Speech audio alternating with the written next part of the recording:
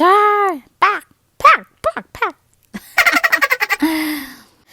Hello mga tots! For today's video, pupunta po kami sa Horseshoe Bend. Hoy! Panagada mo be? Say hi to Queenie, the director and everything, and Bella Tots, the designated driver for today's video. Rona Babs! Pia Tots! And this is our views from the window of our car. It's very nice. It's very desert. All you can see is a small plant. And this is our snacks and chips for today's video. And if you're Filipino, you know the Jollibee. And our water and emergency wet wipes. So, this is our extra costume for later in the antelope. And this is my drone for like the flying camera up in the air. So we are here already. See Horseshoe Bend overlook.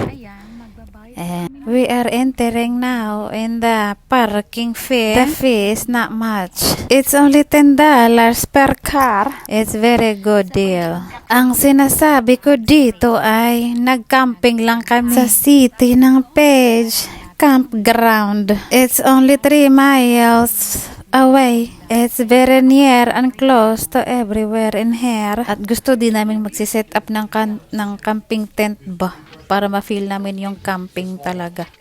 Ito, binigay ng taga-parking gate sa amin. Smile! Nagtuogid silang nag-picture-picture ko.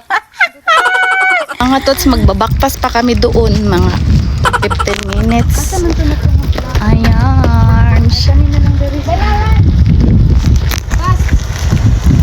This is the trail going to the bending shoe horse. Aba diya. Hello, the bending shoe horse! And that's the sign of the signage over there before you get there. Paning kamot diha, Queen! Ayan mga thoughts, while nagbabaktas kami, content muna, video, ganyan. Ang advice from the advisor is that kung magbabaktas kayo dyan, magsuot kayo ng hiking shoe at hindi naman mabugbog ang sapatos nyo at kawawa kasi. Ayan, kitang-kita na namin ang mga tao. Ayan, konting kembot na lang mga beshi. At konting sipa-sipa sa mga tiil nyo. Ayan. Diba nakita nyo naman yung daan? At napagkasunduan namin mga tots na mag-shortcut daw kami. Kanyan. Instead doon sa kabila, dyan sa trail, dito na lang. Mas maabog-abog siya dito na part. Kasi hindi naman yung trail, kasi gusto namin ng shortcut, diba? Itong time na ito ay October na month at hindi masyadong mainit at hindi din masyadong malamig. It's perfect time to come and visit the Horseshoe Bend. Pero pag magka-camping ko sa gabi, sus, napakalamig. We are here now mga tots. Ang ganda talaga ng place. How amazing it is. Nabuo siya na Horseshoe Bend. Diba? Napaka-amazing ng ginawa ng Panginoon sa ating nature. Behind the scene. Ang gabaling birds. Yes. Oh, Ang cleavage, Pia Bells. Dili ko magsaba nga si Pia Bells kay nahadlok na siya.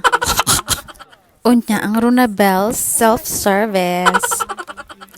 Unya, mauni among Hey Queen, ang among photographer, videographer, director, and everything. Ayan, tapos na kami mag-picture and everything kasi madami ng tao. Kaya, bye! ang triplets. Uli na misa ka. Nagara pud sila kiay sad. Ito pala yung sample ng drone na dala namin. Pero bawal pala doon. Ay, buti hindi kami nahuli at nakapag-shot ako ng kahit 1 minute lang. Ganyan, mga ano din yan. 4 na shots. Tingnan mo, ang ganda-ganda. Diba? Ganda talaga na shot na drone. Hindi abot ng regular na cellphone natin. Ayan. Yung kami na lahat nakatingin sa camera. Tingnan nyo. Diba?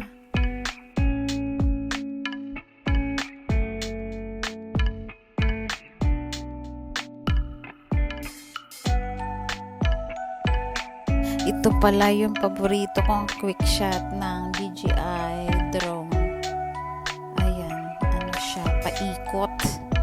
Diba? Ang ganda. Super ganda.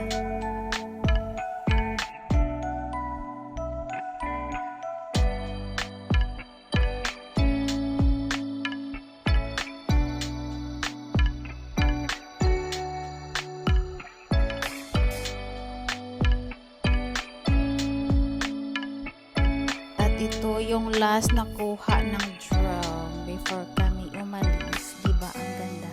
Tapos pag akyat niyan sa taas, para na kaming mga mota. Ang liit-liit na namin.